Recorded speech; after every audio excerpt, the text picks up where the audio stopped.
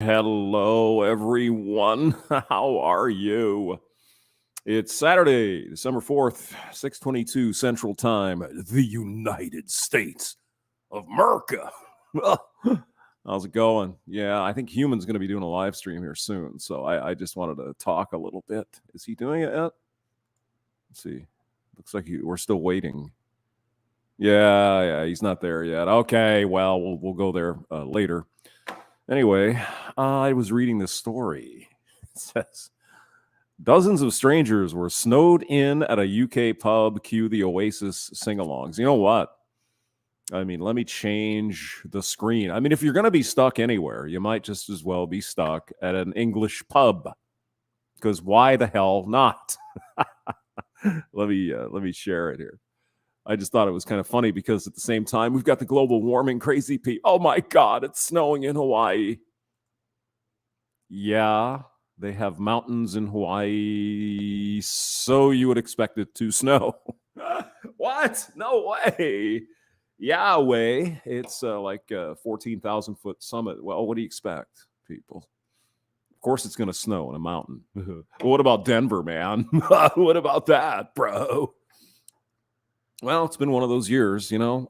Nature has a tendency to make good, if you know what I mean. So the folks in Denver going, hey, man, this is like gnarly, dude. Where's the snow, man? Let's go down to the Undead Chronic, buy me a t-shirt.com store and get some like Kush, bro. And they haven't had any snow yet this year, which is interesting. I think I told you a couple years ago I was in a place in Colorado interviewing for a job, and it was like 110 degrees or something. And I'm like, wait, is this Colorado? Excuse me? Colorado? Yeah, the company rented me a convertible Mustang. So I went up into Rocky Mountain National Park. I mean, why not? I'm there anyway, right? And yeah, it was hot as the sun I think it was September. It was Labor Day weekend of 18 or 19, I think. Holy God. Yeah, anyway, so there's the view of the pub. Dozens of strangers were snowed in at a UK pub. Cue the Oasis sing. What did they sing? Wonderwall? Was that their only hit? Or you guys from England can tell me. Oasis, they were famous for hating each other, right? The brothers in the band, I believe. Anyway, here they go. The Tan Hill Inn in northern England. That's right. Dozens of people, mostly strangers, stranded for the weekend by snow and dangerous conditions. I bet someone got the bump in some uglies. What do you think?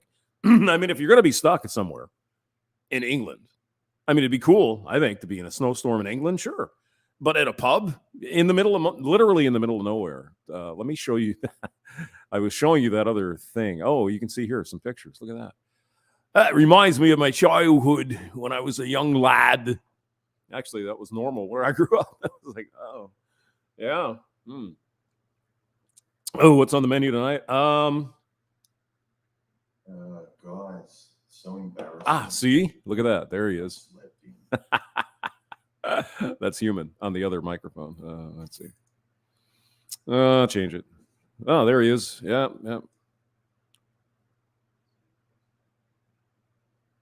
Is that right?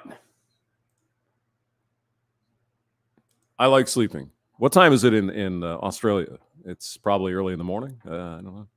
Well, there's Human's thing. Let me let's see. Copy the URL. Who is here tonight? Has nothing going on. Hey, Shinobi, I just saw those goats. I might have to pull that up. So Island Herman is here. Shinobi, Juan, Craig Furness, Fabian Farina. Thank you for the email. Riggs Jr. I was thinking I haven't seen Sydney in a while. I thought I'd better ask them more that. Well, what? Yeah. Oh, yeah. Sydney Bigtow. I haven't seen Sydney for a long time. Where the hell's he at? Is he even doing stuff? I heard someone told me, yeah, Human's up and live. Thanks, Chrome Dome. D-Man is here. I heard that oh, God. See, my brain's just going dead here.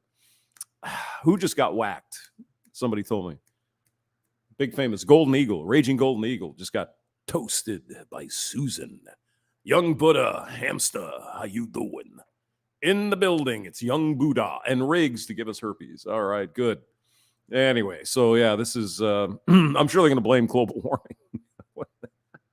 Why wouldn't they? It's snow in Hawaii. It's got to be global warming, people. Yeah, go over there and talk to the flat Earth people. Go ahead. Yeah, it's. I could probably get whacked for even saying such a horrible. Oh my God. Storm Arwen. Now they're naming storms. Over the weekend, brought severe weather, including heavy snowfall and dangerous force winds to parts of Scotland and northern England. The storm has been attributed. 3 people died. That's terrible. As well as transportation and power disruptions across the United Kingdom. All stranded pub goers were able to leave Monday. You imagine it's like, okay, dear, the roads are clear. Nah, can we just stay some more? They're not out of beer yet. Come on. But I was looking at the image of this place. It looks pretty cool.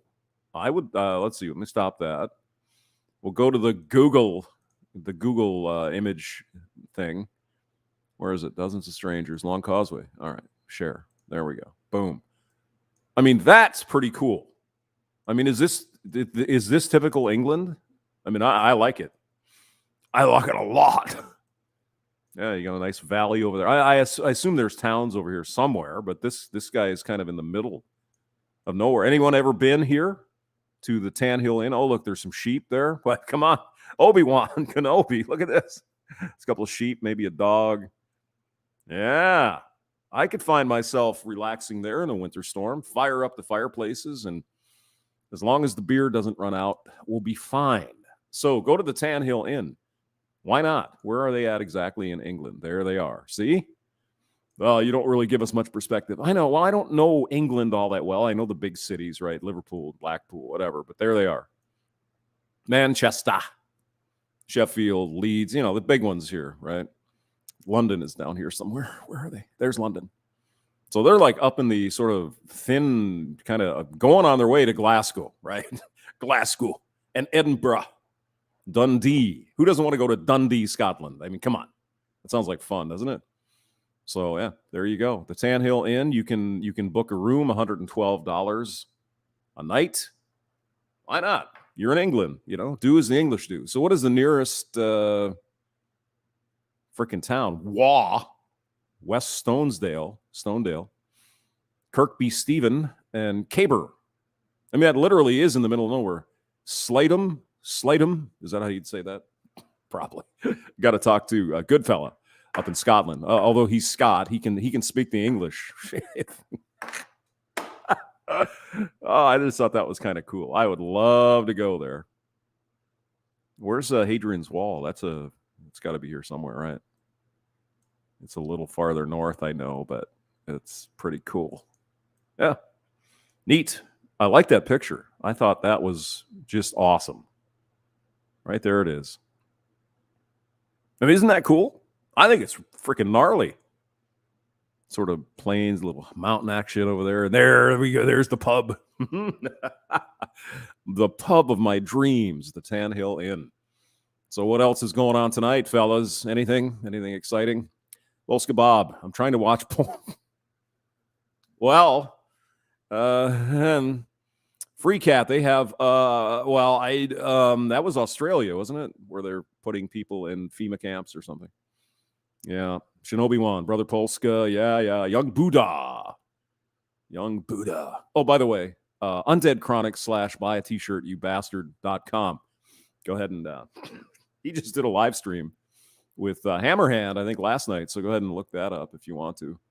But I just thought that was pretty cool. So should we go to the global warming Hawaii thing? Sure. Why not? Oh my God, it's the end of the world. It's the end of the world as we know it. Oh, wait, that's probably a copyright strike. You're trying to make money from saying some words that were in a song. Okay, thank you. Thank you very much. Share screen. Let's see here. Where is it? A blizzard warning in Hawaii. Denver, Colorado.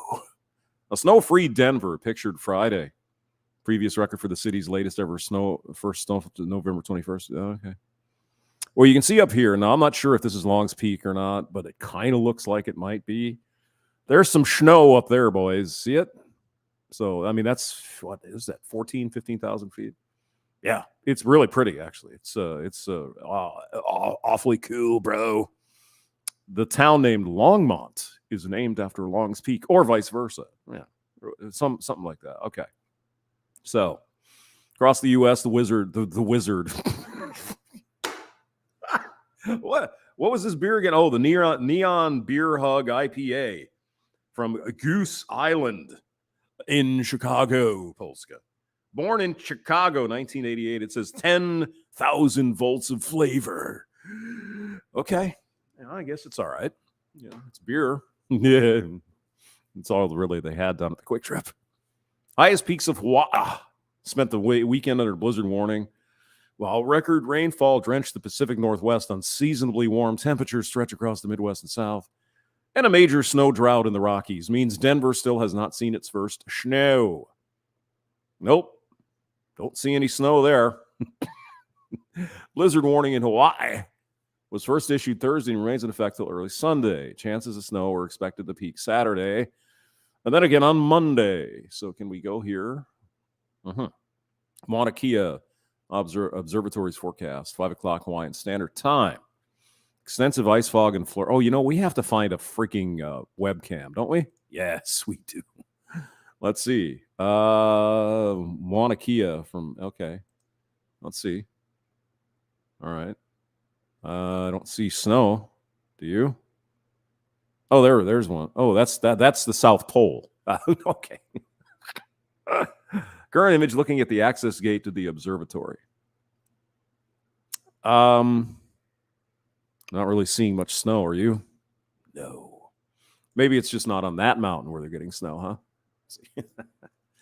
Hawaii webcam.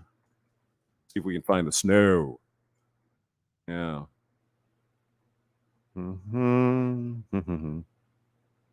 Pipeline surfing. No, that doesn't look like snow.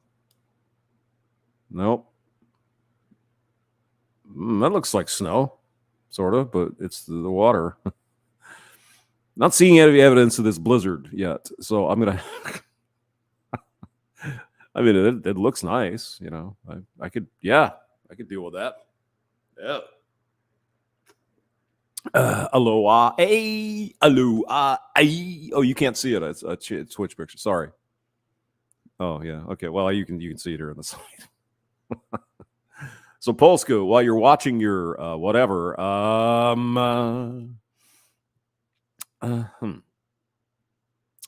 Shinobi. I've known Black Wolf for ages now. Oh, okay. Who's Black Wolf? Lived in Hawaii. It snows on the Big Island every year. Yeah, crazy uncle. I know. It's 15,000 feet. Of course it's going to snow. Duh. Might not snow in the summer, but certainly. Then again, Hawaii's kind of tropical, so it really doesn't really get summer, right? It's sort of all year round. It's nice. So, sure, in the middle of, if we're going to talk global change, show me some snow in Florida in July. Give me some of that. And then I might say, might be something weird going on. Show me that. Snow in Florida in the summer. Yeah. You don't even get snow in Florida in the winter. Right?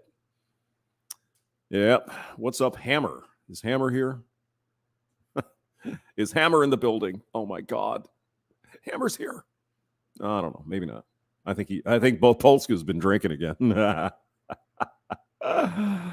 Rib Grunt. Yo, brothers. What's up? What's going on? It snows in Hawaii all the time in the mountains by the telescope. Yeah. Oh my God. Call Joe Biden. He can say he's the only one who can save us. Oh my God. Yeah. Bullshit. Bull. Like I said, give me some of that, right? Tropical day, a palm tree growing on the Antarctic coast. Okay. Yeah, I guess we got a problem. No. You didn't know that Greenland at one time was like you could farm there a few hundred years ago. The Norwegians, I think, came over. Yeah. Things change. There's whether or not we're causing the change, I don't know. I assume that there's some of that causing some issues. Yeah. But I mean, the Earth itself, it tends to, the way I look at the Earth, you need to look at the planet as a living organism, right? It's an alive being. So the Earth knows how to run itself, right? And so there's gonna be closed loop systems, feedback loops, right? So if it gets too hot, this happens, and then that happens, and then it cools back. It's just the way it is. Now, is man causing some of this? Probably, yeah, probably. I can't see how we couldn't. There's 7 or 8 billion of us all driving cars around. Yeah. So I mean, all the effort to make cleaner cars and electric and that's great. It's wonderful. But I mean, we're not all going to die tomorrow. We have to care for the planet for the future. Clearly. And a lot of the greenie weenies, the hippie types in the 70s got Earth Day and all that. And they were right? They were not wrong. There was shit all over. People throwing garbage and dumping toxic waste and shit out in the ocean and whatever is bad. And so the greenies, the hippies at the time, got all that stuff to a point where it's, at least we can handle it. You're not just dumping toxic sludge out in Love Canal up in New York, right? You guys remember that one? Okay. What's going on, man? Did you find a new microphone yet? Did you? Rib Grunt, hope all my brothers are doing well. Yeah. Don't forget, though, you'll feel a lot better. And when you go to the gym, you will get huge gains. If you go to undeadchronic.com/buy a t-shirt, you cheap bastard.com. Go get it. What did I say? I don't know. All right. Well, let's see here. James Maxwell. Let's go there. Oh, look at that. We're live. Oh, my God. Let's see. Shinobi Wan Kenobi. Shinobi Wan. Mm-hmm. The sheep.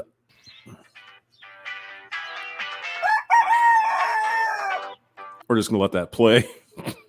Because the next one's pretty funny, too. Is it autoplay? It did last time. Why isn't it playing? It autoplayed last time. Was it? Okay. There we go. The Battle of the Ages. Let's get ready to rumble. Where'd the ducks go? I like those. I'm going to get a beer. Ooh, headbutt attack, I see. Dog's using quick attack. Ineffective. Headbutt. Ooh. Miss. I haven't taught them any moves. My bad. Quick attack again. Ooh, going in for a headbutt. Mm-hmm. No, nice. The battle is still raging. Oh, okay. Ooh, somebody connected with me. Look at you go. Hello. Oh my goodness. Why do farmers in New Zealand wear Velcro gloves? What did you say? I didn't say a word. Hey there, Looking Riffers. I am super excited, a little bit nervous, and mega enthused because I have something amazing to tell you. I have prepared a surprise, a free workshop, a free... Okay, Lick and Riff, free guitar education. All right. So go there. Yeah, whatever. It's time to bring the joy of the holidays into your home because Christmas decor is 50% off at Hobby Lobby. You'll find all kinds of pieces that will... Anyone who can name that movie, I will personally deliver a 12-pack of cold beer if you can tell me where that comes from. One word clue: Christmas. You guys are not going to know that. I would be surprised. Make the season special. Things like one accents for the mantle, movies. ornaments for the tree, florals for your centerpiece, and much, much more. So head to your local store or browse hobbylobby.com to shop. Would you shut up for a minute? Thank you. Yeah, I mean they're playfully toying with each other. Of your. I mean, where's the octagon battle here with, is it a hexagon? What is it? Some kind of gone. Is it an 8-sided or 6-sided? Whatever. It's something. Things. Yeah. You know what we ought to do is make some hot chocolate and put the fire on, and we can watch Hallmark Christmas movies. Wouldn't that be fun? Columbia City, Indiana, and he just had 22 panels installed on his roof. Yeah, you know what the funny thing is? Regardless of what is said, and I'm not saying conspiracy shit, but I was in Ohio, right? I'm going to get Ohio commercials on my phone, and now I'm getting Indiana commercials on my freaking computer, which never left this house. It never went to Ohio or Indiana. Now I'm getting Indiana. Got our Generac battery backup system. I mean, that's insane. You know, the reach of the Googles. Oh. Hear about Power Home Solar. I mean, I was even getting, okay, here's this. So my work phone, right, is on a different server, right? It is not Die Hard Hamster. No. But good try. It's, should I tell you? Okay, another clue. John Cusack. Hamster, please finally use finally brave. Oh, okay. Einsternsiven Nubenhaben. Must be from Germany. Ja, Volt. How's it going? In Germany. There's a guy upstairs from me. His name is Herman. But it's spelled German. Oh my God. How can it even be possible? What are you saying? Are you saying that he might stop it? Stop it. All right, where were we trying to? Oh, yeah. All right, go ahead. The ironic part. Oh, anyway, yeah, the work phone goes on a different server. And so I'm driving down the road last night listening to something on YouTube, and I get a commercial for Michigan. It's like, what the hell is this? I'm in freaking Illinois. What I guess it doesn't matter. Same place. I never even knew this. Can't tell them apart until I was playing this app game. My wife and I are on. I was watching this your app game, and I put solar panels on my house. And if you sit there and watch the 15-second advertisement, you get Yeah. a free bonus. And we've seen it probably a dozen times and ignored it until our winter bill came out. And Yeah, it gets cold in Indiana. outrageous. We thought, By the way, very nice. I liked Indiana a lot, and Ohio was pretty cool. Kentucky as well. I mean, it was just wonderful country. I mean, it's amazing. Indiana's, I think, really cool, and Cincinnati, I thought, was really nice. well, it's time to give it a check. And once we heard what it was about and seen how it all went in, best thing I ever did. I mean, I like Louisville too, except Hammerhand got me lost. You heard that, right? Maybe you didn't. So it was last week, the day after Thanksgiving, or was it the day after Thanksgiving? Day before Thanksgiving, whatever, last week. So I drive to Louisville, and he's like, oh, yeah, we're going to be at the big fat Chinese restaurant over here somewhere. And I'm like, oh, okay. So I called up on Google, and it's on Highway 64, and I'm like, okay, it should be. So I freaking got lost. And I drove all the way downtown Louisville, and the restaurant was like 10 miles back. So I'm like, I'm stupid, man. Yeah, I felt it. Yeah. Well, it was fun. Oh, by the way, he's got that audio on his channel. Let me see if I can find it. Hold on. Of course, it's brilliant because the hamster's involved. I mean, what do you expect? Of course it is. Yeah. Let me see if I can. Hammer. There's a lot of hammer hands here. Hammer hard. Oh, spelled it wrong. Hammer. Jeez. Can you type? No. I guess I can't. Where am I? Because that's the most important part of the show. Let's see. Does he still have it up here? Maybe he whacked it. Oh, that was last week. So I guess we have to. Where the hell is it? Oh, there it is. Yeah. Added to queue. Why does anybody add to your? What does that even mean? Add to your queue. Just play the freaking thing. There we go. Yeah, that's me. Me and Hammer sat in his car outside the Chinese restaurant, and we had a chat. You might find it interesting. Go there. Cincinnati, we're on WKRP in Cincinnati. Okay. The German guy said, Brave browser. Okay, got it. Thank you. Go ahead and check out that chat we did, me and Hammerhand, in Louisville, Kentucky. So let's see how many states we'll see. Missouri, Illinois, Indiana, Ohio, Kentucky, West Virginia, Pennsylvania. My God, I was all over the place this week. It was fun. I kind of like driving. You know, it's kind of relaxing, I think. Anyway, let's go back to this this video about solar panels. I mean, the riveting content you get here for free, people. Imagine. Amazing setup, even during the rain and thunderstorms we had. Really? 2 days in and out. No Son of a bitch. Did you refer us to family and friends? Oh, most definitely. Bam. There you go. Yeah. Loud, punky music in the background. Yeah, sure. What are we looking at here? Why earthquakes in the east are more dangerous? In the early morning of the 16th of December, 1811, New Madrid something fault. strange happened in the United States. Yes. The ground began to shake violently. Here in Asheville, in North Carolina, for instance, the shaking, although not severe enough to cause any significant damage or fatalities, woke much of the town. Yeah, the New Madrid fault is right here in St. Louis, roughly, somewhere around here. And so we do have actually earthquakes Most here of the once in people a living while. there had never experienced an earthquake, Well, I've never, let alone such a strong one, and were understandably terrified. An eyewitness account of the events was published a few days later in a local paper. On its own, this seems unremarkable. Okay. What makes this interesting, let's talk most about of them are Missouri. too small to be Ah, felt, there we but they are. clearly show that something is happening here. Look And this at is not that. the only place where the That Ring. Oh, We've Jesus. reinvented the doorbell, and now we're reinventing home security with Ring Alarm. Colonel It's Clink the there. Yeah, simplest, I should get the fully brave. customizing, Well, I mean, I easy could install block these home ads, but again, I've explained it. It's This like, happens. okay.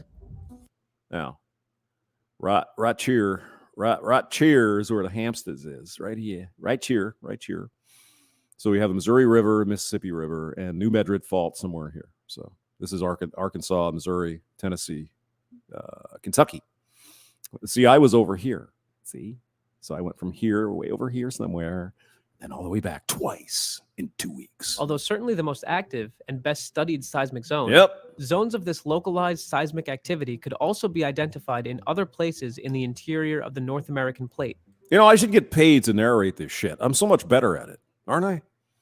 The New Madrid seismic zone, pumping the wattage into your earthquake. Yeah. What do we got here? Oh, warplanes. Yes. Goes Bert. Yes. Wouldn't you like to have one of those?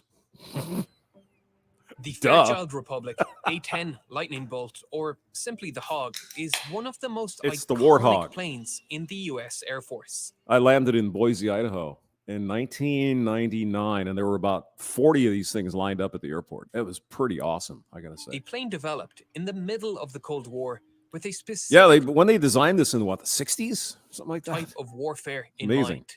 If the Cold War turned hot, one area was destined to become a battleground.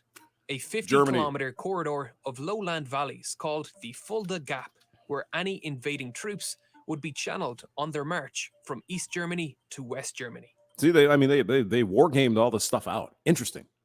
It was the shortest route to France, Frankfurt, and the strategically important Rhine River. Yes. If war broke out, this corridor would be a vital region to secure, and each side of the Fulda Gap was Germany's a pretty cool country. defended by armored divisions. To cope with this threat environment, the US developed an operational doctrine called air-land battle.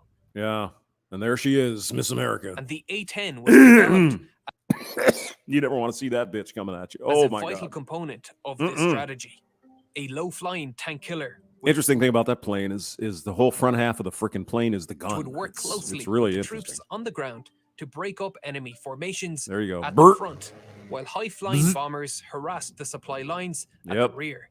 The A-10 was a plane designed specifically for the role of close air support. Gotta love that, to put the engines up in the back so when they're landing on shitty runways, it doesn't suck the dirt in. I mean, it's amazing engineering, really. Close air support is They thought it through exactly real that. well. Close to friendly forces and close to unfriendly forces. Some of you guys have been in the Air Force. You ever see these things? Ever play with them? Ever deal with these engine or the the flying gun? Is that exactly?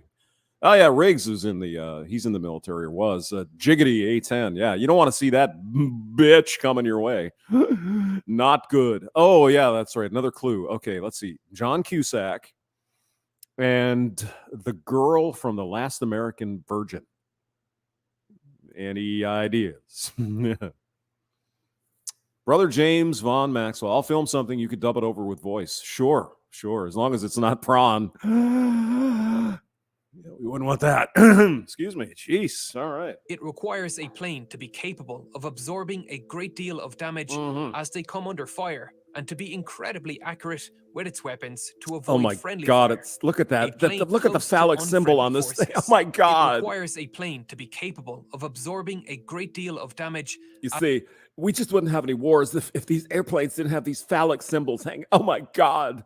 Excuse me, I have to go dye my hair purple. As they come under fire, and to be incredibly accurate with its weapons to avoid friendly fire. Yeah, holy shit. You ever see some of those videos where these A-10s come back and their wings are falling off and shit, and they still come back? It's amazing. With this role needs some unique qualities. It needs to be available at a moment's notice. Worth every penny. And I think the Air Force or Navy, whoever, they were going to shit can this airplane. I said, what are you kidding? Why would you do that? I mean, the thing's been around for decades, reliable, dependable. It's known. Why the hell would you get rid of this? Well, can't make any money. Otherwise, got to have a new plane. In an ever-evolving battlefield, not that I would know, troops could need support without warning. And because of this, the plane needs to be nearby and ready to go. This means working from forward bases that may not necessarily have all the infrastructure. What do you got there? You got missiles and shit. You got what is that, a 30 millimeter? You got a bunch of engines and shit. Structure and equipment that other planes need to operate. Yep. Its survivability needs to be best in class. Flying this close to the ground is going to result in every man with a weapon taking potshots at the plane. Don't they have the titanium cockpit in this? As a result, the plane needs to be capable. Excuse me, hamster. Listen to the freaking video. That's the engineering of the A-10. Small arms. Shut up. Machine factor, like the Sherman and the T-34 tanks, which were so influential in World War II.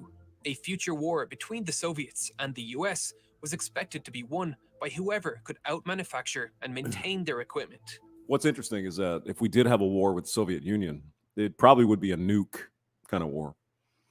Yeah, unfortunately. The good thing is it didn't happen. Cooler heads prevailed. But hey, we were worried about that shit. When we were kids, duck under the desk and hide your head when you see the flash. It's like if you see the flash, you're done. It's over. Come on. This plane was intended to be a cheap and rugged workhorse. Yep. It needed to be made with readily available off-the-shelf parts, so maintenance crews could easily interchange parts to repair. No, trust me. I've heard this off-the-shelf shit all the time in military. It's never off the shelf. Ever. Damage quickly and at a low cost.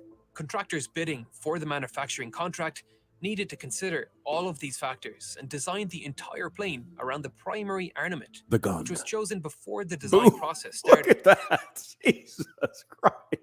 It's the whole plane. The General Electric GAU 80, 30 millimeter, a gun whose sound is so recognizable it has become a meme. The gun takes up a significant portion of the plane's internal volume. Exactly. Yeah, it's the whole freaking front of the plane. Just the gun. That's amazing. I like nearly it. 6 meters long, fitting snugly below the pilot. The largest part of the gun is the ammo drum, which typically holds 1,150 30-millimeter rounds. And that goes, how long does that take, Riggs, to get those out? Like 10 seconds and you're done, something like that. Unfortunately, there's not nearly enough ammo, perhaps, but enough to get the job done, I suppose. Fucking Whitface says 16 candles. No. Okay, another clue. I want my $2. I want my $2. No? All right, let's go back. The rounds are delivered to the 7 rotating barrels along a linkless chute system, which also pulls the shell casings back into the ammo drum after firing to prevent the expended shells from damaging the plane. The belt system and the rotating cam firing system of the barrels are both driven by a hydraulic motor, which is powered by 2 independent hydraulic systems on board. 30 millimeters, pretty big. That's what is that? That's just over an inch.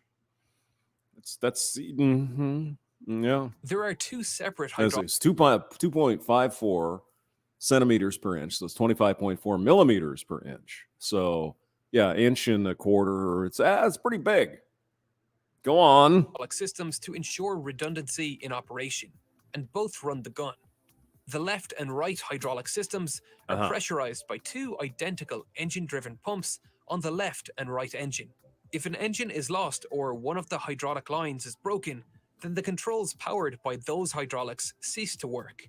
However, the plane has been designed to allow it to continue flying on only one hydraulic system, as both elevators, both ailerons, and one rudder have hydraulic power after loss of either hydraulic lines, ensuring powered control of pitch, roll, and yaw even after the loss. Do you love boating? Yes. Well, Freedom Boat Club makes boating easier than ever. At Freedom Boat Club, we buy the boats and you enjoy them. You know what a boat is? A hole in the water that you throw money into. Here's how it works. First, we buy and maintain a fleet of brand new boats. Then, you pay a one-time fee and monthly dues. You can go online anytime using any... Craig Furnace says it's 1 1/8 inch diameter. Yeah, that's a big hunk of lead or whatever. Is it lead or uranium? Not sure. Shinobi Wan says, brother cut his... Oh, okay, well, yuck. Yes, the inside of a Gatling gun is not as complicated as you might think. Yeah, I don't know how complicated it is, Free Cat, but you know, as long as whatever is coming out the front, device to reserve I'm the boat good. of your choice. Yeah. Just arrive at the dock. Actually, Kentucky Ballistics had a 9mm Gatling gun. Member, maybe we'll go hop there. on your reserve boat and enjoy your day out on the water. Yeah. And finally, bring the boat back, drop off the keys. It's just that easy. Oh, there's just... As a Freedom Boat Club member, you'll have access to a variety of boats from coast to coast. Even in Missouri. Oh my God, look at that. I could get a boat. Don't feel comfortable behind the wheel? Don't worry. We offer free, unlimited, one-on-one training to ensure your safety and the safety of everyone else when you're out on the water. Freedom. I really can't believe you guys haven't figured out this movie yet. There's a whole 12-pack of beer on the line here. Polska Bob. Yay! Very good. Better off dead. Yes. Good job, Polska. Next time I'm in Chicago, I will bring you a 12-pack of cold brewskis. Or, well, for you, I'll get some Tito's vodka from Austin. Boat Club. Which is, by the way, pretty good vodka. You had that? Yeah. That's pretty good. Boating made simple. Call us today. Oh, I'm not a hard liquor drinker. I have had Tito's. Yeah, the band liked to do vodka shots before we started playing. It's what? Oh, my God. Yeah, Mikey should be here. It's like, Jesus. Introducing the Mounts FG Precision Preset Torque Screwdriver. Oh. The most advanced hand driver in the world. Now, you guys you're not going to fucking believe this. And I am deadly serious. When I was at the site, what kind of torque screwdrivers do you think they had? Mounts. Is this getting weird? Engineered and why would I get a torque screwdriver ad? What sense was that? Does that make? Assembled in the Silicon Valley. And they, honest to God, they had mount torque screwdrivers. These FG preset torque screwdrivers are this ideal for fastening applications where operators repeatedly assemble parts at the same torque setting. I think it's interesting because they somehow have profiled the hamster. And they think that these ads would somehow be interesting to me. Why the hell would I need a torque screwdriver? It'd be cool, but I don't need one. A yoke screwdriver prevents... But I want one. Why? Merca. That's why. Breakthrough accuracy and repeatability reduce operator error and increase overall quality. Excuse me, can you calibrate it for me? The smooth design reduces fatigue and increases safety. The tools exceed 4 times the most stringent industry standards for calibration life. That's over 20,000 cycles before recalibration is required. Our world-class hamster, how do you know that? Well, I have to use them, but I don't have one. This lab allows testing of dozens of tools at the same time, 24/7. So you can have confidence that our tools are only of the highest quality. I kind of wondering how they, I mean, I know it's all defined by math and everything, but I think it's interesting. How do they calibrate it? We've tested them over 3 Maybe it's just me. million cycles. Probably. We still can't break them. We feel so good. Son about of a bitch. You even get a box and everything. Look at that. Industry-leading unconditional 2-year warranty. No shit. And a lifetime warranty against defects. Wow. FG screwdrivers are designed and manufactured to exceed the FG screwdrivers? I thought it said mounts torque. accuracy and repeatability Mounts toque. Where's the Canadians? You got your toque on? requirements of ISO 6789. The line features for you plebs, a toque is like a stocking hat. Features 4 preset precision torque driver models that range from 0.8 inch I'm sure Polska Bob has a toque. Up to in Chicago. 125 inch pounds. These are truly the most advanced hand drivers in the world. So get used to your operators saying, hand me the mounts. Give me that mounts, baby. Mountstorque.com through your local mounts. You can get calibration as well. Reseller. Yeah. Where would one find a mounts torque screwdriver? Can you get it at like Lowe's or something? Or Home Depot? I don't know. All right. Let's continue with the video. Unabated while I get another beer, because why not? It's Saturday night. A single hydraulic system. If both are lost, the plane can switch to a manual reversion flight control system where the controls can be operated without power assist, which is difficult to say the least, but it can allow the pilot to land the plane safely, or at the very least, allow them to get into safe airspace to eject. This kind of redundancy can be found in every component of the A-10 to increase survivability. Yeah. The landing gear is retracted by the left system only, but it can I almost guarantee the display system in the cockpit is vacuum tube. I know. It's how could it be? How could it be a cathode ray tube? Now, for you youngsters, sit down here. Let me tell you a tale. Back in the day, cathode ray tubes is how we watched television. It was a big old heavy piece of vacuum tube. Be extended by both, and in the event neither system is available, the wing-mounted landing gear doesn't actually retract all the way into the fairings. I mean, this plane will do everything, including cook you breakfast in the morning and light your cigarette, which allows the plane to land with landing gear retracted with only moderate damage to the plane. Yeah. Protecting the control mechanisms through redundancy is just one component of increasing survivability. The fuel tanks are self-sealing on the lower portions and are filled with foam to prevent explosions. Well, good. Yeah, we don't like that. The A-10, like all planes, can fly with significant armor covering every portion of the plane. So they just protect the most vital component on the plane, the stick operator, otherwise known as the pilot, who sits inside a titanium tub, which is reported to be capable of absorbing direct hits. I believe the F-18 also has a titanium cockpit. I believe that's true. Armor-piercing rounds up to 20. As a matter of fact, I did take a tour where they make those things, and the only thing that comes in as an assembly is the cockpit, and I believe the wing spars and the engines. Everything else is hand assembled. It's amazing. Every screw is put in by hand. 3 It's just unbelievable. The canopy is also made from ballistic glass, capable of taking hits from small arms. But this isn't the type of plane to be flying upside down over the battlefield.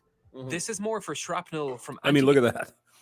Yeah, another day at the office. Oh, yeah, he almost shot all my wings off, but no problem. Aircraft fire and missiles. It's a Warthog. The A-10 also carries more chaff and flares than any U.S. Air Force legacy fighter. Boom. Chaff is radar reflective material, which confuses radar-controlled missiles, while flares confuse heat-seeking missiles. With 4 dispensers located in the landing gear pods, and another 4 on the outer wingtips, for a total of 16 across both wings, which can be triggered automatically by radar and laser detection systems on the nose and wingtips of the plane, or simply fired manually by the pilot. So they just automatically come out? One of the most striking features of the A-10 is its strange engine placement and tail configuration. It's not strange at all. It's so they don't suck up a bunch of shit when they land in bad areas. It's really this what too it was. Was a design feature to thwart enemies with heat-seeking missiles. The engines and tail were arranged like this to mask the infrared signature of the hot exhaust of the plane, which could be used to lock on. Oh my God, you guys in the comments, what the... Fucking Whitface says, it's like a dick. It's a huge a penis. One of my TVs was black and white. Yeah. Did you have a CRT, a cathode ray tube? Did you? Oh, yeah. Yeah, I used to fix televisions. I know all about it. Got whacked by the high voltage, actually. CRTs require 30, 40, 50,000 volts. to operate. Yeah, that hurts. Leaves a little mark when you get your hands in the wrong place. Yeah. JR Absence of Sanity, Michelle Guevara. That's the name of the plane, the A-10 Warthog. That's right. It's a bitch. Onto the plane by IR missiles on the ground. The tail would look more at home on a World War II bomber, which were designed to be stable. Stability was an important part of the A-10's design. The large vertical stabilizers help keep the plane on target as it fires its insanely powerful gun. Yeah. The gun is mounted directly on the center line of the plane to minimize the effect of the recoil pushing the plane off target. The recoil force at 44.5 kilonewtons is so powerful that it effectively halves the plane's forward thrust. Not only that, you can stall the stupid thing when you're firing I mean, it's just insane. As each of the A-10's General Electric T-34 engines produces just 41 kilonewtons of thrust, but the plane fires in such short bursts, typically 1 to 2 seconds, that the pilot doesn't need to worry about stalling. Could you imagine? You're flying your plane, you shoot the gun, and you stall. It's like, what at the... The high engines mounted behind the wings also reduce the amount of dirt and dust that can enter the engines from forward operating base runways, which can be just dirt runways. I mean, it's not like you're landing in LaGuardia on a nice, smooth runway. When you're in a war, you got to do what you got to do. A lot of design choices were made to allow the plane to operate from remote airfields. Hey, Riggs, did you ever deal with these things when you were in the military? Smaller military planes like this don't typically have auxiliary power units. Oh, notice. Look at that. The thing is offset. I didn't notice that. Which are small secondary engines that large planes like airliners have. You can see the exhaust of these little hidden engines in the tails of airliners. There it is. These engines allow the plane It's the poop chute. It's the hamster snackmobile. Start its main engines without external help and help run functions like electricity generation and hydraulic fluid pumps. But it's unnecessary weight for most small aircraft, and they usually use some other way to get the engine spinning. I'm going to get a beer. Sometimes this results in the plane relying on ground equipment, which the A-10 cannot depend on. And so an APU was installed between the two podded engines. You can see the exhaust of the APU just underneath the nacelles here. Some of the most interesting design challenges arose from the sheer power of the aircraft's gun. The gun spits out so much burnt and unburnt propellant that they actually lost an early model in 1978 after exhaust gas from the gun ignited and starved the engines of oxygen. To deal with this, some design changes were made. First, a small gas scoop was placed underneath the barrels to suck in some of that exhaust. The chemical mixture of the round propellant was changed to increase the flash suppressant levels. This in turn caused secondary problems as the new chemical mixture caused residue to build up on the cockpit windows, and a canopy washer was needed, which simply sprayed the washing fluid onto the canopy. You know, I've always wondered, like when you're refueling, when the drogue comes off and the fuel sprays on your plane, does that kind of screw up the windshield? Depending on where the thing is. The slipstream did the rest of the work. I mean, who doesn't ask these questions? Also added to force the engine ignition system to continually fire while the gun trigger was being pulled, in the event a flame stream did the rest of the work. Where is it? Circuitry was also added to force the engine ignition system to continually. There you go. Those are CRTs, people. They're really long. They're about 2 feet long. These modules here are about 2.5 feet long, and it has the CRT inside there. Now, this might be modernized. This might be a newer thing, but it kind of looks like a CRT to me. But go ahead. Fire while the gun trigger was being pulled. Oh, we're actually flying. In the event a flame out occurred, the engine could rekindle its flame immediately. Yeah. The GAU-8 Avenger is a monstrous machine designed to wreak havoc on those Soviet tanks attempting to push through Allied lines. Depleted uranium rounds. Yeah. To do this, they need heavy armor-piercing rounds. What is depleted? What's taken out? The rounds are truly massive at 30 millimeters. Yes. Sprinkled throughout these rounds are rounds made of aluminium with a depleted uranium core. Uranium is insanely dense at 19.1 grams per centimeter cubed. Lead, in comparison, is 11.3 grams per centimeter cubed, and iron is 7.9. This Imagine density that, though. gives the round more kinetic energy for armor piercing. Mm-hmm. The depleted uranium also ablates material in a way that self-sharpens the projectile. No While shit. Tungsten, which is slightly denser than uranium, No kidding. It makes it. Oh wow, that's cool. tends to mushroom out and dulls itself upon impact. Oh. There is currently 700,000 metric tons of depleted uranium stored as uranium hexafluoride in huge storage cylinders across America. I didn't even know that Ring had an alarm. I didn't either. I'm so glad this ad is playing because I didn't know. The 5-piece kit and setup was simple. Why does he? What? I've got sensors for motion, my doors, and my windows. If anything happens, Ring lets me know. With Ring Alarm, you'll. Yes. Aluminium. Yes, that's right. Shark Dentures is here. Hello. Yeah, the Brits say aluminium. Here in the U.S., we're just hicks. We say aluminum. Aluminum fall. In Missouri, we say aluminum fall. Yes, English, indeed. Tungsten dick pic there for a moment. Yes, Finish It is here. Hello, you guys. What's going on? Other than being here, let's see. That's what she said. Moving them was the worst. Sharp corners, dig into your hand. Oh, moving the what? What did you do? Did you do the? You were in the military, Polska? Wow. Okay. Well, we've got the Gateway Destination 26. Oh God, yes. Yeah, big heavy freaking thing. Oh my God, yes. I can't really reveal anything to you, but let's just say where I was located for work this week, there were CRT monitors everywhere. And they were still covered in nicotine smoke when people could smoke in there. Thank God. Really? No. Yes. It's crazy. Get holiday deals at ring.com. They were so old. They used 5 1/4 inch floppy disks. I am not kidding. Where the hell do you even get those? Jesus Christ. Excuse me. Go to Best Buy. Excuse me. Could I get some 5 1/4 inch floppies? And those young guys, the Geek Squad, be it. Fuck.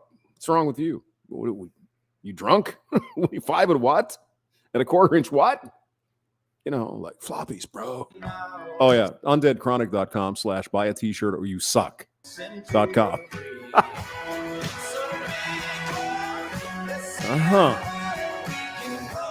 Yeah. That looks like fun, but it says buy some free country outerwear, and your life will be great. Just do that. Yeah, it'll be fun. Costing uranium enrichment facilities a great amount in maintenance. They are simply delighted. So we can just shoot it and when someone gets it off their hands and fires it at high speed into a country thousands of miles away. Yeah. It's a cheap and freely available resource and has the perfect material properties for armor piercing. But the efficacy of using depleted uranium is obviously not good. Many war-torn regions have blamed its use for elevated cases of cancer. I wonder if that's true, though. I mean, it's depleted uranium. Uranium's a natural thing. I mean, it is radioactive, obviously. But the A-10 has been under this is what I'm talking about, right? Detractors have there's the refueling drogue, I think it's called, and you shove it into this thing, and you put gas in. From the very start. Excuse me, can you fill her up with ethyl? Plane is not needed. First, it was the F-16 which should take over its job, and now it's the F-35. And both sides of the argument have valid points. The F-16 and A-10 can carry similar amounts of ordnance. Yeah, but the F-16 is different. This thing is supposed to, fly slow and low and use that big old penis out the front there, if needed. Shooting out. Both have 11 hard points. Undead chronic. Shooting undead chronic uranium. The carrying capacity loads. Over 7.2 tons. Yeah. But attaching heavy equipment to its wings negates the biggest advantage of the F-16. Its maneuverability and ability to conserve kinetic energy in dogfights. It's a different thing. I don't know how they could even imagine an F-16 could take the place of an A-10. That doesn't make sense. They're different. The F-16 was designed to be a multi-role fighter. Yeah. While the A-10 was designed for one job and one job only. Killing Getting tanks. down and dirty and taking some punches like Rocky. While modern planes like the F-35 were designed to be more like Muhammad Ali. Bobbing, weaving, elusive, striking and moving out of the enemy's range before they can react. The two Flies planes like a butterfly, stings like a bee. were designed in completely different Muhammad eras Ali. with completely different military doctrine in mind. Huh. And trying to compare the two without acknowledging that is... I mean, it's stupid. Why would you? It's not the same. It's like, well, I got me a tractor over here. Well, it's the same as a car. It's got wheels.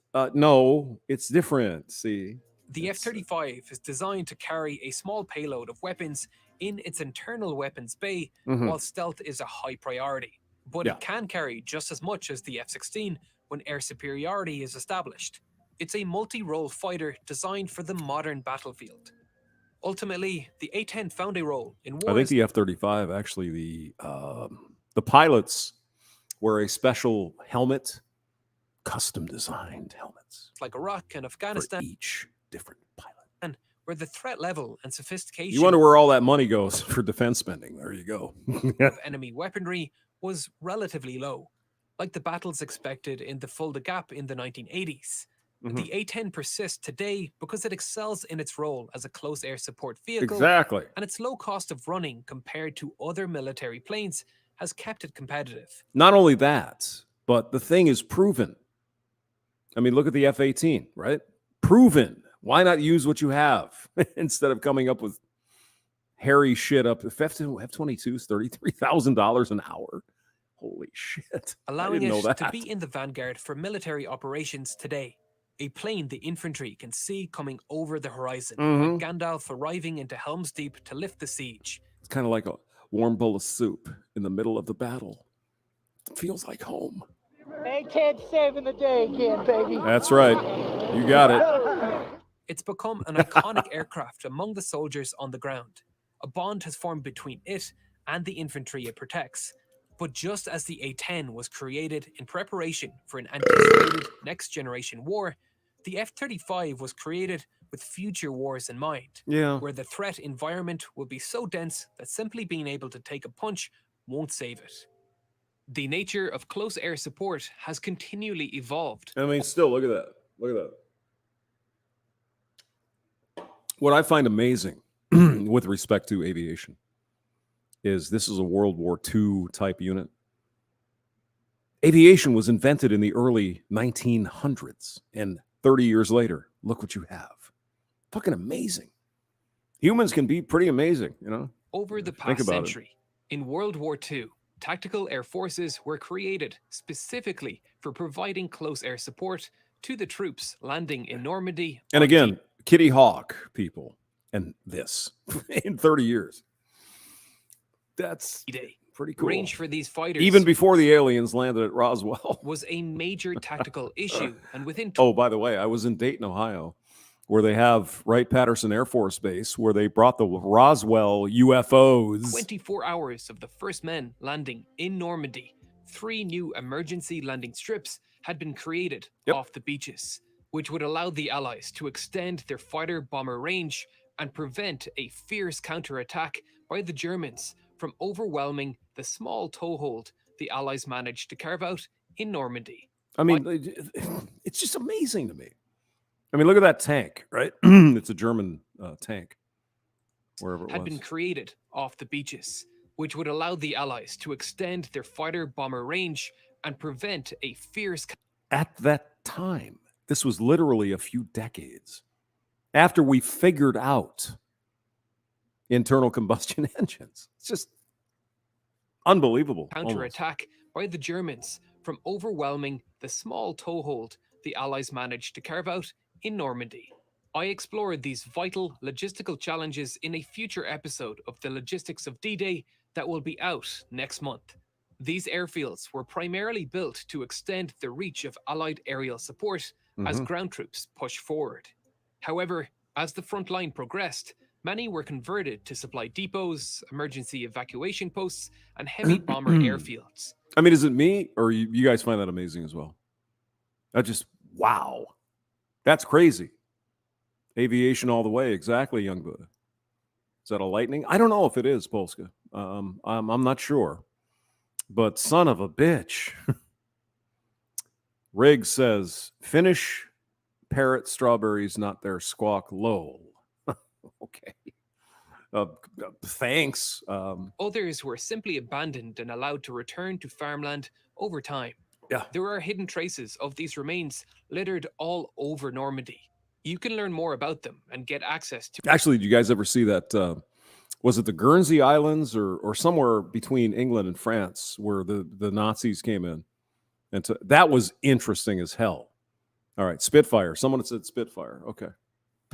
Do you love boating? Oh. Well, Freedom Boat Not Club this makes again. boating easier than ever.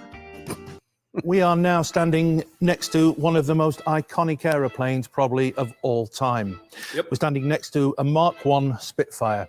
A very clever designer that some of you may have heard of, a gentleman called Reginald Mitchell. This was his design that he came out with.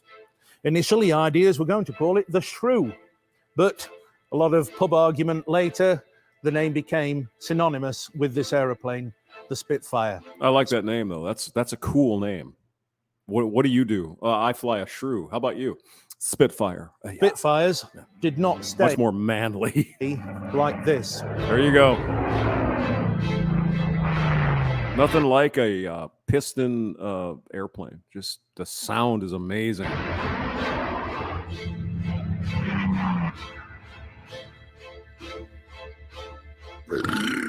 And the Brits managed to defeat Hitler. Battle of Britain. Gotta love it. A lot of men gave their lives, and women as well. There's an interesting video about the women who worked in, I think it was a bomb factory, because there was a lack of artillery shells. I believe it was World War I. And, they brought the girls in because the guys were fighting. And a lot of these women, they get killed because the stuff would blow up. Pretty scary shit. Between 1937 and 1947, Spitfires came out in their thousands, over 20,000 of them.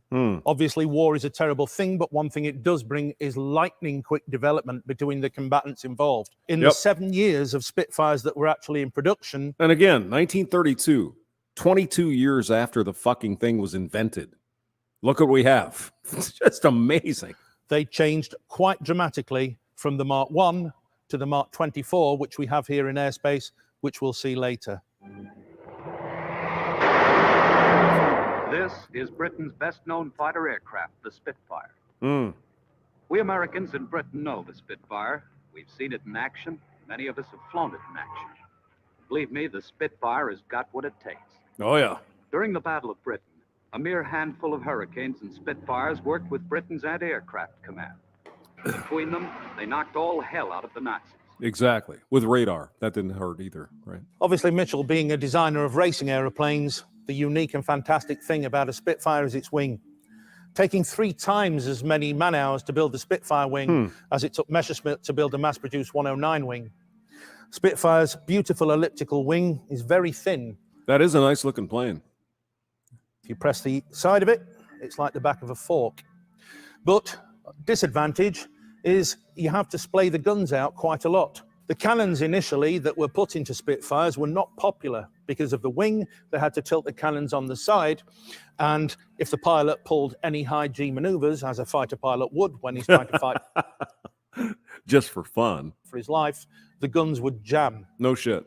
Another feature of a Mark I Spitfire, the ailerons, very basic. Irish linen to be precise, and doped and molded to a streamlined shape. Yeah, the Mosquito is another one that was interesting. Wood plane. Nobody, it's a wood plane. Yeah. As also is Nazis didn't like to see those coming. Elevator and rudders. We've come round to the nose of N3200 now. A few things that you might be able to see that are slightly different. One white wing underneath, one black wing underneath for recognition. So British gunners wouldn't blast it out the sky if they saw something with a black and white wing. Unfortunately, that's a good idea. How else would you know, though, right? They didn't have all that fancy electronic stuff. Well, the Brits, not so dumb. Then the Germans are going to know as well. So we canned that idea quite quick. Yeah, I suppose that's probably true, yeah. Also here we've got the very, very beautiful and famous Rolls-Royce Merlin engine. Yep. In initial design, about 990 horsepower, but in fighter trim, 1100 plus. Depending on how good the engineers and the servicing were at each squadron, you could get in a Mark 1 up to 1300 horsepower if you got quite a trick mechanic. You could get it all juiced up. Oh, nice. Reginald Mitchell, as brilliant as the engineer was really not a very well man indeed, and unfortunately died at the time he was 42. 42. Jeez. What took him out, I wonder? Mitchell only actually ever saw K5054, his prototype Spitfire, fly. After that, all the development was taken over by a very clever gentleman called Joe Smith that oversaw all the development from the Mark 1 to the F-24 Spitfire. No shit. Wow. 42. We'll see later. That was like 15 years ago for me. In the design of the Spitfire, which was a real beautiful thing to fly, the first Spitfire I flew at Dunkirk was, I think, 1,000 horsepower, or maybe 1,002. And the final one was in the same airframe, was 2,400 horsepower. Jeepers. With a 2-speed, 2-change supercharged. It was the best airplane. The Germans admitted it in the end.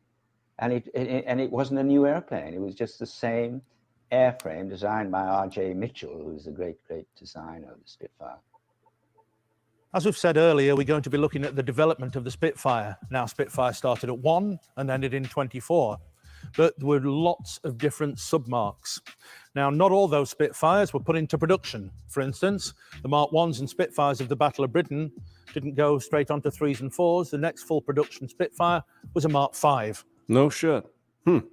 Interesting. I find it interesting. I don't know. What do you guys think? Yeah. Progressive stall wing. Oh, Michelle Guevara is an expert. Go on. Let's go. Beer time. Yeah. We're going to head over to another of Duxford's historical hangars now, Hangar 3, to check out the Mark V Spitfire BM597.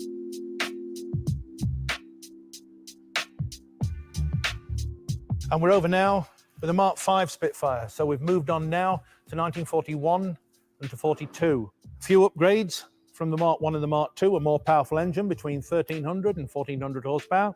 Ailerons now, metal, but still with a fabric rudder and elevator. Now, we have a fair bit more power, but unfortunately in 1941, a gentleman called Kurt Tank in Germany had invented the Focke-Wulf 190. Yeah. And a Focke-Wulf 190 could outclass the Mark V Spitfire in most respects, except a high-speed dive from a very high altitude. So to help the Mark V Spitfire roll out of the way quicker, the beautiful elliptical wing on the end of a Spitfire was clipped off, or rather, ceased to be put on from here, from this stream of rivets here. Not as pretty as the original elliptical wing, but of course, in wartime, it hardly matters. Yeah. But aiding the Mark V to roll out of the way a lot quicker than it initially could. It couldn't turn as tight because the surface area is not there, but rolling, it was a massive advantage to help the Mark V Spitfire. That's how the present Spitfire 5 was evolved. She's essentially the same as Spitfires 1 and 2, but for the squared-off wingtips. And most versions will be seen with cannon mounted on the wing. Yeah. BM597 has also been a bit of a TV star for those of you that remember the series Foyle's War. In the story, Foyle's son is portrayed as a Spitfire pilot, and BM597 here starred in quite a few of the scenes. So with engineers trying to wring every square ounce of power out of the Mark V engine and clipping the ends off the wings, the Mark V Spitfires obviously needed to be replaced. So we'll have a look at what replaced them. That's a sexy plane, though. Okay, so here we are now by the Mark IX Spitfire. We're about 1943 now. This aeroplane, MH434, started life on the production line at Castle Bromwich as a Mark V, probably. The tail fin is just exactly the same as a Mark V. But by the time it got to the end of the line, she was a 9. Rolls-Royce had come up with the 2-speed, 2-stage and intercooled supercharged engine and a 4-bladed constant speed propeller. 2 huge radiators underneath to sort the cooling out, And with between 1,650 and 1,700 horsepower, a Mark 9 Spitfire could redress the balance against a Focke-Wulf 190. But then when you get that kind of performance, again, it's down to who saw who first, who's luckiest, or who can get the best out of their fighter aeroplane. It's interesting they had to have special coolers. You wouldn't think that, would you? I mean, you're in the air. There's a bunch of air flowing over the engine. Why would you? But they had interesting. A lot of fighter pilots in the wartime had the Mark 9 down as their favorite mount of Spitfire. Air Vice Marshal Johnny Johnson, the high-scoring Spitfire ace to survive the war, rumor has it that he chased a Focke-Wulf 190 through the rigging of a ship with his Mark 9 Spitfire. When you see the 9 in action, you'll notice all the familiar Spitfire features. The wing shape. They changed the wings, though, it looks like. Small fin and rudder. And don't forget the new features. The longer nose with the pigeon breast beginning to disappear, and the 2 symmetrical radiators. That's the Mark 9. This particular Mark 9, as I mentioned, is MH434, arguably the most valuable and most famous Spitfire in the world. There are about 52 airworthy Spitfires now, depending on serviceability at the time, and MH434, other than an overall, has been airworthy since 1943. 1943. 7 to what? Almost 80 years. Jesus Christ. 434 still working. Still working. Yeah, the Brits. Yeah, well. Yeah. Also, a bit of a film star. She has been in just about every movie featuring a Spitfire since the wartime. Operation Crossbow with George Peppard, Sophie Loren, The Battle of Britain, of course, painted up as a Mark 1 and Mark 2. And lastly, that I know of, a movie called The Land Girls, where she was expertly flown by Mark Hanna. Mark Hanna was a son of squadron leader Ray Hanna of Red Arrow's fame, and Ray and Mark expertly flew this aeroplane in air shows all over. But MH434, still beautiful and still famous. And still running. Holy shit. 80 years old, people. That's amazing. Still here in Hangar 3 at Duxford for you to come and see. Columbia City, Indiana. Here we go. We just had 22 panels installed. I was just in Columbia City, Indiana. I'm not kidding. Battery back. All right. And I flew the Mark 1, which we had in 1940 in the battle, the Mark 2, the 5, the 9, and the 21. My favorite actually was the 9 because that had a longer nose and had a more powerful engine. They did the same with the 21, but the 21 was, it always reminded me rather of trying to put a 4-liter engine in a Morris, a mini car or something. It was nose heavy, it was very good in a straight line, but any maneuverability had gone. But I never flew them on ops. In fact, they hardly ever were used because it was right at the end of the war. But the Spit 9 was I would say, the finest. And you heard it from the man himself. Color Me Bad is here from Australia. Hello, Color. How's the sis? How's the frog guy?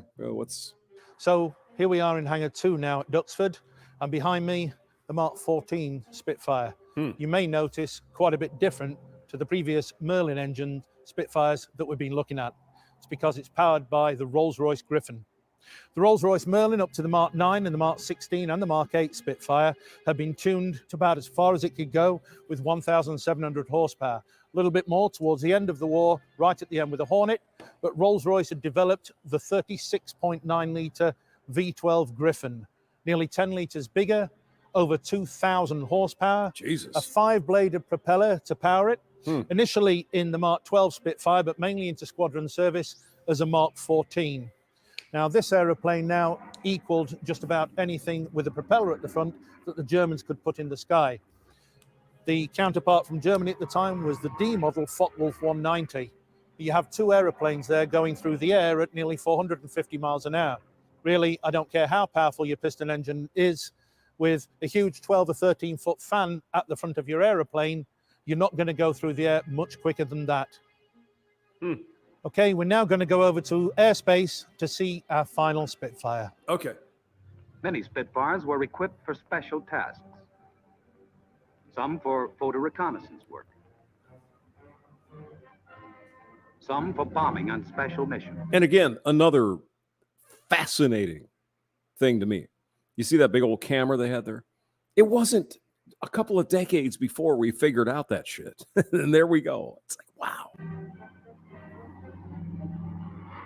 Humans should put themselves to good use coming up with shit, right? And in 1944, Spitfire pilots had an assignment after their own hearts. Hundreds of flying bombs fell to the cannon of Spitfire. Yeah, V1s or V2s, yeah.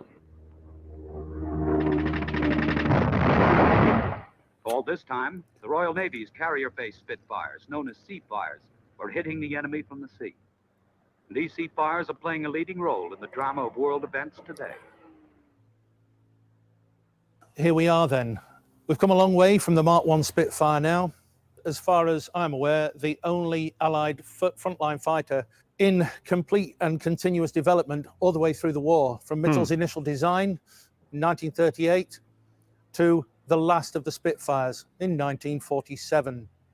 In this time, of course, the jet was in its infancy and piston-engined aeroplanes were entering the twilight of their career.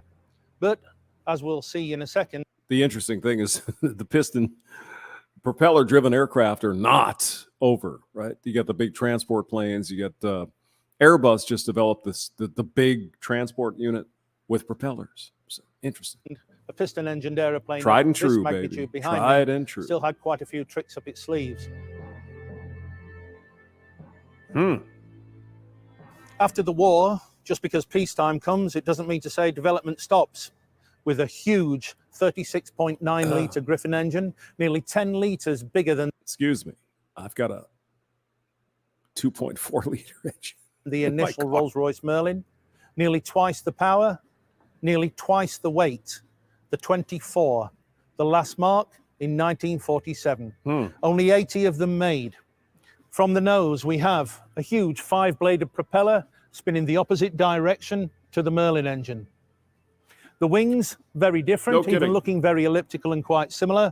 Joe Smith taking on Mitchell's initial design, sleeker, faster, and stronger. Huge cannons in the armament, a lower back, and towards the end, a huge tail with a huge rudder to counteract the forces of over 2,000 horsepower spinning one way in a 5-bladed propeller. 2,000 horsepower. Jeez. The F-24 Spitfire, or Mark 24, completely different aeroplane to the Mark I Spitfire. The Mark I Spitfire, beautiful. The Mark 24 Spitfire at the end, or the F-24, quite beastly looking, but still iconically sleek. And iconic now, as it always has been. This aeroplane, VN-485, started life in 1947 and was soon swiftly sent over to Hong Kong for the Hong Kong Auxiliary Air Force. VN-485 here took her last flight in 1955 for the Queen's Flyby Birthday Parade. Coming to visit Duxford allows people to see from all over the world Spitfires all the way through production. There are more Spitfires here at Duxford all gathered together in one place than probably anywhere else in the world. From the very early Mark Is all the way through to the very last Mark 24. Interesting. Whether you can remember each separate mark or not, you can't go wrong. They're all unmistakably of the Spitfire breed, deservedly the best-known fighters in the world. Hell yeah. Yeah. The Brits seem to be quite Why doesn't every calm. home in the U.S. have solar panels? The #1 reason is not about sunlight. But when you piss them off and you start bombing them, you're gonna have a problem. Weather or even politics. It's actually just because most people don't know that solar is available at no cost. People just assume they have to pay thousands of dollars to buy the panels and thousands more to get technicians to install them. Excuse me, did they just put Tesla on there? But the truth is that you can now get paid $2,500 to get the newest generation of solar panels and a Tesla Powerwall. And you don't pay for any of the equipment or any of the installation. Sure you and don't. Once you have it, you have complete energy freedom. Yes. You generate your own power, so you can have a monthly power bill of $0. Can I? And this freedom also means excuse me. Can I make money? protection from the unreliable power grid. We all saw what happened in Texas when winter storms cut power to millions of homes. And these weather events seem to be happening everywhere. But Yeah. by creating and storing your own power, you don't need the grid for your lights to stay on. It's incredibly easy to find out if your home is eligible for a solar upgrade to give you energy freedom and control of your own power supply. You just click the link, answer a few simple questions, and in 60 seconds you'll have your answer. Just click and find out. Oh, goody. Finally, it's over. Son of a bitch. All right. Where's the... I'm personally asking you to take the survey so we can see what your priorities are. Okay. Chucky, what's going on?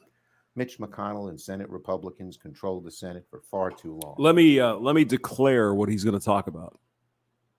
Abortion. And used it to advocate for conspiracy theories, special interests, and billionaires. Right. Senate Democrats are focused on middle class. Hey, Chucky, how much money do you make? Families, small businesses, and security. Are you giving much of your paycheck to the Poe? Isn't that what you want to do? During a future for our children. But we need to know... Fuck the politics. At the early part of the Second World War, 1939, 40, 41, a lot of British engineers and manufacturers were coming up with their own ideas to win the war. One of the ideas that was put forward was from Sir Geoffrey de Havilland. Now, a bomber, stereotypically, is a big aeroplane that carries bombs. Obviously, it needs a defense, machine guns in the front or the back.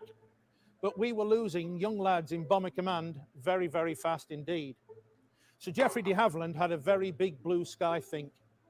He decided he was going to make a bomber, but he was going to make it completely unarmed. The defense of this bomber was going to be its speed. Oh, okay.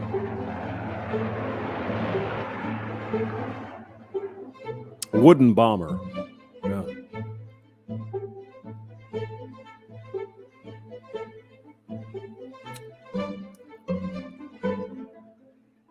Mr. de Havilland made some ideas, put some drawings down, and sent them off to the government. The government had a look at him, but like so many other designs, at the time, Mosquito, as was going to be the name, was chosen to be discontinued. Mr. de Havilland was not happy. He had his manufacturers, had his own factory, had his own workers, and he wasn't short of a bob or two. So he decided to go ahead with his own project. He believed in his idea. Now everybody's handing in metal, pots, pans, railings, and gate posts to get melted down to turn into airplanes like Spitfires. But Sir Geoffrey de Havilland had his idea that he would make his aeroplane out of wood. Oh my God, no. Construction was of wood, and this was revolutionary for first-class British aircraft. But wood was chosen for three main reasons: for quick production, to use fresh material supplies, and to employ a new group of labor. Wood construction also gave this plane more buoyancy in the event of coming down on water, and in place of the clang of metal is the sound of carpentry. In place of sparks, there's sawdust. Nothing strange about a wooden aeroplane a long time ago, but this is the Second World War. We're in modern times. If this aeroplane is going to go up against a German fighter like the Messerschmitt 109, a lethal aeroplane, the wood is going to have to be very streamlined and very strong. He started experimenting with very thin layers of veneer, some balsa wood, pressing them down with some fish-based glue over some upside-down jigs, books, looking like an upside-down boat. He pressed them over and molded them down, popped them off, and he had two semicircles. Put the two semicircles together, you have one long tube, or fuselage, if you will. Just enough room for one pilot, his navigator, and a lot of bombs. He got a fuselage. He decided to try the same with wings, but of course, if this aeroplane is going to be fast, you need powerful engines.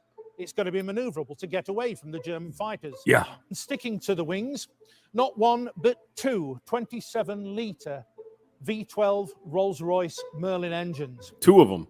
Son of a bitch.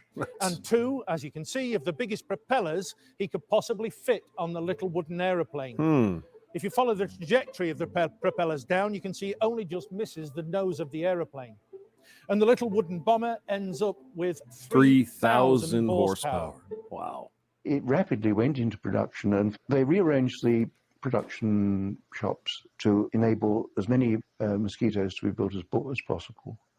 And that resulted in there being 4 production lines and the various parts, the shells of the fuselage and the wing boxes were brought together from other sites, mostly from places where there had been furniture manufacturers. And at the peak, one aeroplane would emerge from each line each day. That was the scale of production that was achieved because it was wartime and things were sort of desperate. Thousands of men whose peacetime job was making beds and chairs are now workers in aircraft production. Thousands of women, too, are working all out on the world's fastest warplane. Now, if you were learning to fly in the wartime and you were moving on to Bomber Command, you would need a twin rating, obviously flying an aeroplane with 2 engines. To get the twin rating, you might learn to fly in the Airspeed Oxford, which we also have here at Imperial War Museum, Duxford, or the Avro Anson down on the floor. Aeroplanes that are quite old-fashioned built, covered in Irish linen, room for 2 or 3 guys, perhaps a couple of machine guns, and with total power output of less than 600 horsepower. The Mosquito had 3,000 horsepower. Slick down the fuselage. No pop rivets, no screws, completely aerodynamic. A prototype was made, W4050, and 1 or 2 other prototypes were sent here to Duxford to the Air Fighting Development Unit outside of the south side of Hangar 3. Nothing new about a new aeroplane showing up outside on the grass for Duxford for testing, a little twin-engine bomber. But this aeroplane, no armament, the test pilots were scratching their head. Reading a few of the pilot's notes as best they could, they took off to test the Mosquito, as it became known. Not only did the test pilots come back with a wry smile, because not only was it the fastest bomber they had ever flown, it was the fastest aeroplane they had ever known. And in fact, I had the privilege of being asked by the Chief of the Air Staff then to go and fly the Prototype Mosquito in, I think it was February 1941. And I was, in fact, only the 3rd pilot ever to fly a Mosquito. So I was happy to fly the aircraft and overjoyed at its high performance. Do you remember that occasion? Very well indeed, because it was so much higher performance than the Bow fighters, which was an outstanding war machine. And the Mosquito was a real joy to fly, and of course subsequently proved so to so many pilots. So eventually they said, let's test this thing against our best. Let's test it against a Spitfire.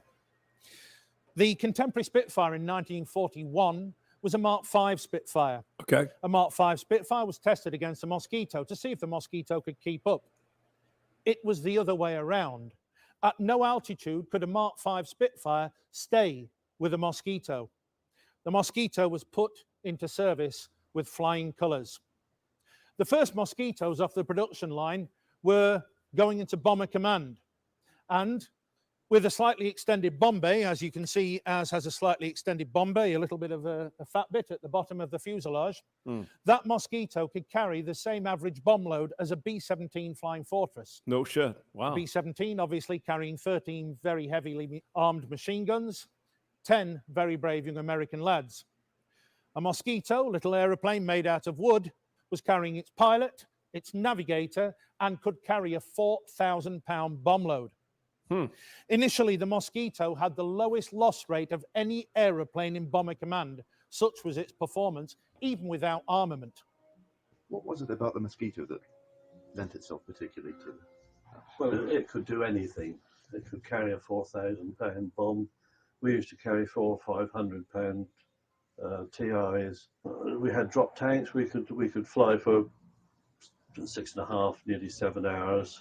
So we had quite a good range and speed. If we wanted to put it on, we could go faster than most of their fighters anyway. They'd have to come down from a height, and in the dark they couldn't see us to that extent. And being wood, their radar detection didn't find us very easily because there was no reflection back from it. It was, you know, it was a sort of aircraft that you felt perfectly confident in, and you thought if you were master of all and nothing could touch you, you know. Columbia City, Indiana, and he just had 22 panels installed on his roof and got a Generac battery backup. Again, the same shit. So Sir Geoffrey de Havilland and the design team decided to say, well, if it's that fast, let's try it with some guns in the nose. Big Let's Town see if Cowboy it is can here. slow it Hello. Down much. So, in the nose, they placed 4 303 British machine guns, Browning machine guns. But a 303 round is not as powerful as the American 50 caliber. A 303 bullet is about less than half the size of a 50 cal, about the size of the end of a little finger. So, as well as that, to give the Mosquito a little bit more sting, they also put 4 20mm Hispano cannons underneath its chin. A fair bit of firepower. That Mosquito became the fighter bomber, the FB-6, and was found that it only actually slowed the Mosquito down by about 15 knots. So in effect, even the slowest Mosquito was still doing 380 miles an hour with that amount of sting at the front. Now, obviously not painted like ours is. I'll explain that in a minute. The Mosquitoes that went on to fighter command and fighter bombers and intruder units with the machine guns and the cannons in the nose were painted sort of blue-gray underneath like a dolphin and with grey and green camouflage on the top. Painted and armed thus, off to fighter bomber command and also into intruder units, Mosquitoes waged war on the Gestapo, attacking Gestapo HQs everywhere, all over Europe. In Copenhagen, Mosquitoes attacked the Gestapo HQ, flying literally, as our Mosquito is portrayed, about 30 feet from the ground, below the rooftops and down the streets, throwing bombs quite literally straight through the front door of the Gestapo HQs. Mosquito pilots loved their aeroplanes. Nothing really could catch them. Unfortunately, in late 1941, an aeroplane had come to fore called the Focke-Wulf 190, invented by a gentleman called Kurt Tank. And at medium altitude, a Focke-Wulf could catch a Mosquito and became its nemesis. But in fact, even fitted with the 21 Merlin engines, the Mosquito at high level was still very fast. It was as fast as a Spitfire with comparable engines, and therefore 190 interceptions were by no means inevitable. But if they did take place, you were pretty well for it. However, Mosquitoes still were very, very uncatchable aeroplanes until the advent of the Messerschmitt 262 jet. Mosquitoes were the first MRCA, multi-role combat aircraft. They could be turned to anything and excelled at everything they did. Later on, armed with a huge cannon underneath its chin, a 6-pound cannon firing a trajectory about that big against anti-shipping, firing 1 round every other second. Also armed with rockets just underneath its wings, also for anti-shipping. Mosquitoes without any armament at all and painted sky blue went into photo reconnaissance units, flying up to 35,000 feet and well over 400 miles an hour. 35,000 feet? Obviously, very uninterceptable at that height and speed. There were 7,781 Mosquitoes made between 1940 and 1950. But they ended their career painted like this, as a target tug from 1950 to 1962, dragging around a long windsock so early Cold War jets like F-86 Sabres, Meteors, Vampires and Hunters could fire at it for target practice. But I prefer to remember the Mosquito, painted like a dolphin, armed to the teeth, screaming down streets and scaring the life out of the Gestapo. Yeah, killing Nazis is what I'm talking about. Yeah, any Nazi you see, kill them. Back in the day, the Mosquito, hey, wouldn't kill them, kill the Nazis. I like that. All right, Zumbro is here. Hello. All right, I'm gonna go. You guys, that was fun.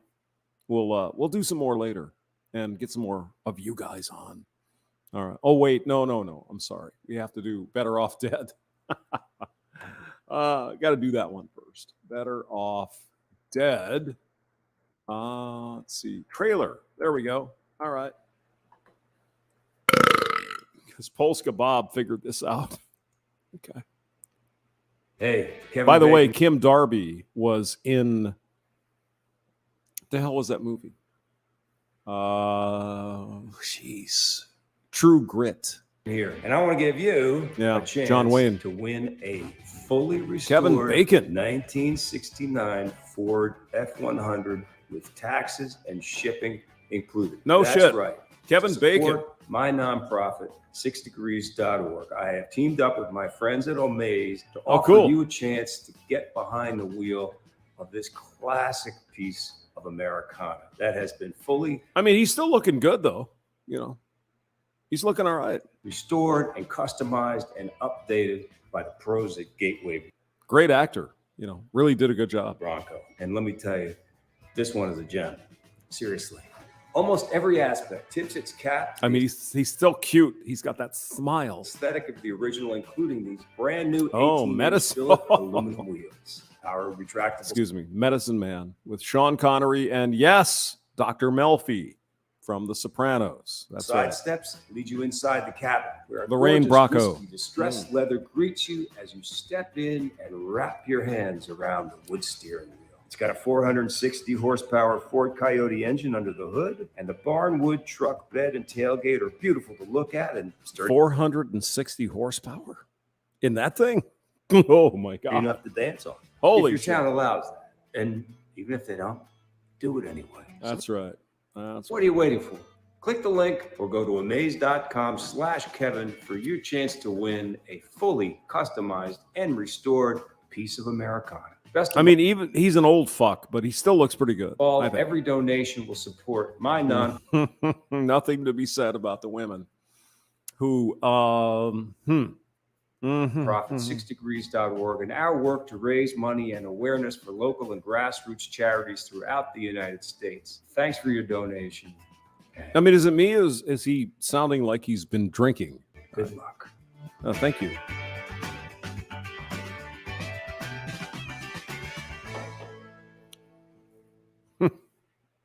I got to watch Medicine Man, though. Yeah. Does it ever feel like everyone's got more going than you do? Oops. That everyone is smart. You're Al Myers, kid.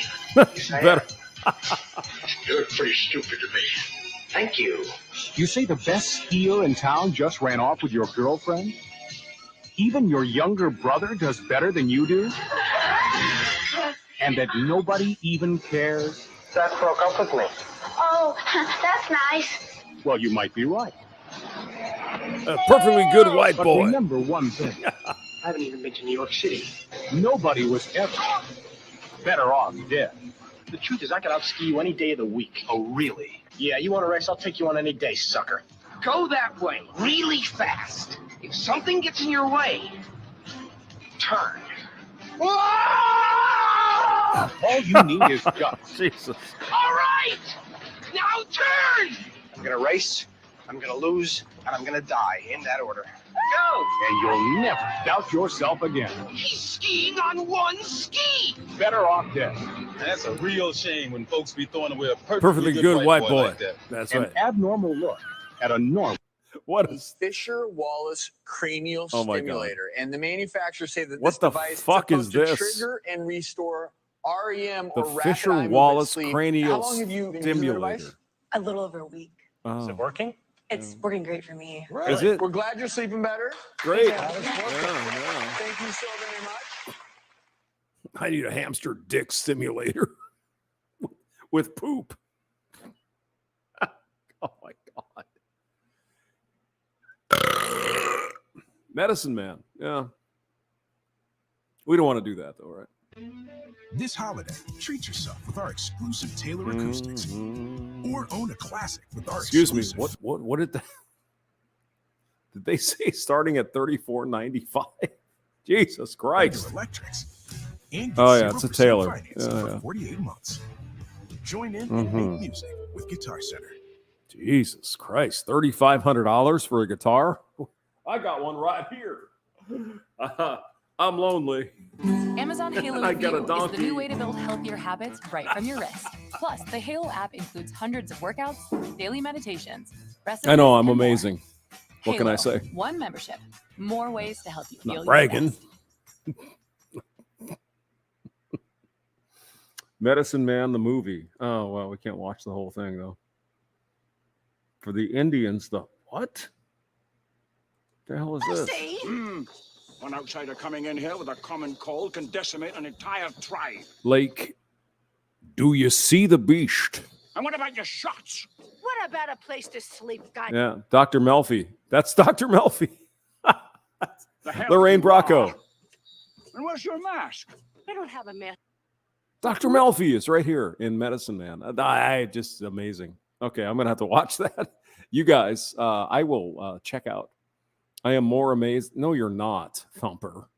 You have any new videos? You have any Dutch? Color me triggered. All right, fine. Let's we'll bypass this to get to the Michigan. Well, you know, Thumper. I've got a car. What the fuck is this? Thumper, what?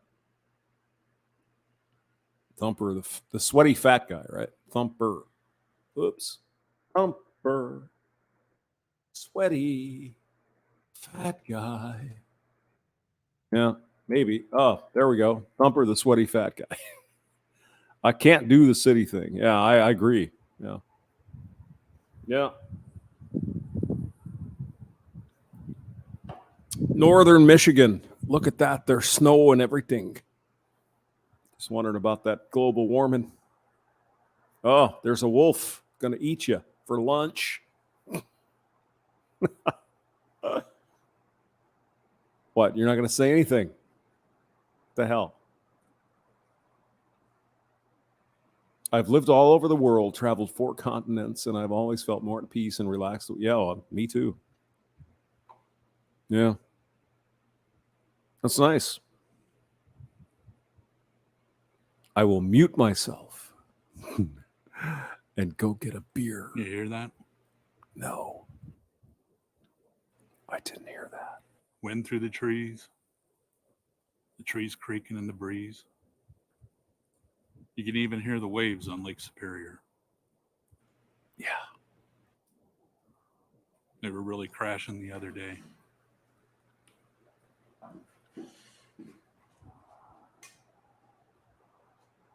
And occasionally you hear somebody going by on the highway.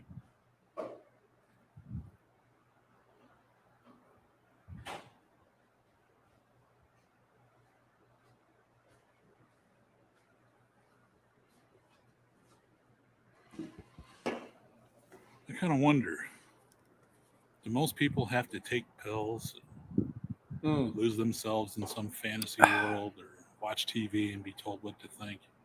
Oh, but stop it, Thumper. The Hallmark Channel has the Christmas shows. What's the matter with you? Why are you so evil? Because you're a man. That's why. Completely disconnected from the natural world outside. Mm-hmm. Yep. Our world's all concrete, steel, glass. Yeah, I'm agreeing with you, though. It's like I'm driving home. It's like, you know what? Maybe I don't want to be in a big city. Maybe I want to be somewhere like this. Other people. That's what I'm thinking. Everybody crowded together. I mean, after all, maybe if, God gives me blessings or Allah, whoever you believe in, I might have 20 more years. Do I want to fucking spend my time seriously in some big city with crowded people and everybody? Not really. No.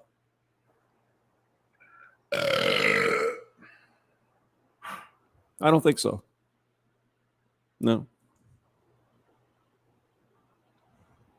This is what I'm talking about. Trees, nature. Got the raccoons coming. Yeah.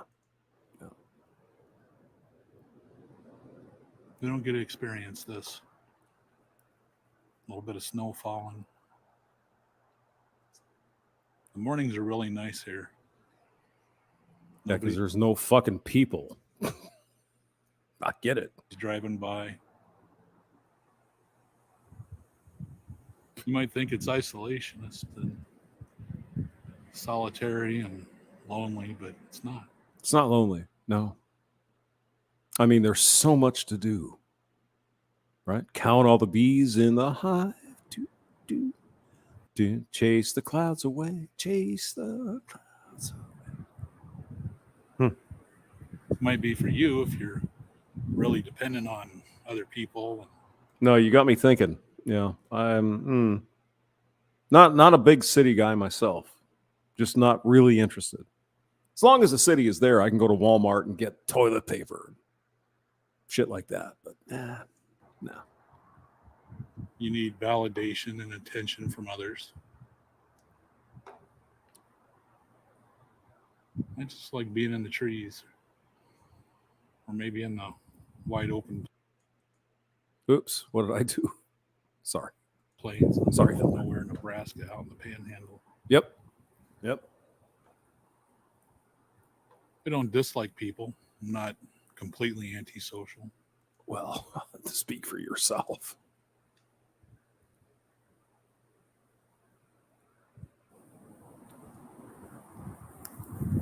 People in large groups bother me. One-on-one, I usually get along okay with them. People are all right. It's just there's so many of them. I like humans. Humans like other humans, but Jesus Christ, there's a limit,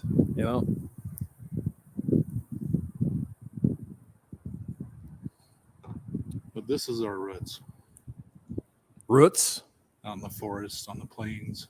Excuse me, roots? Fuck, you speaking Sprickens the English? What are you? I'm kidding. Here is Thumper's video. Thumper. Blah, blah, blah. There you go. You have a couple of cars, my ass. You got like a fucking car lot out there in Michigan. Stop it. We know the real you. Living among nature. Yeah. Yes. Not in some city crowded together. Everything has to be brought to you. Yep. Yeah, even in northern Michigan, you can grow your own shit. Go up to, where the hell was that? Copper Harbor? Somewhere up there. And you can get blueberries are right on the road. You just stop and there's blueberries. It's beautiful. Nature is a wonderful thing. I like it.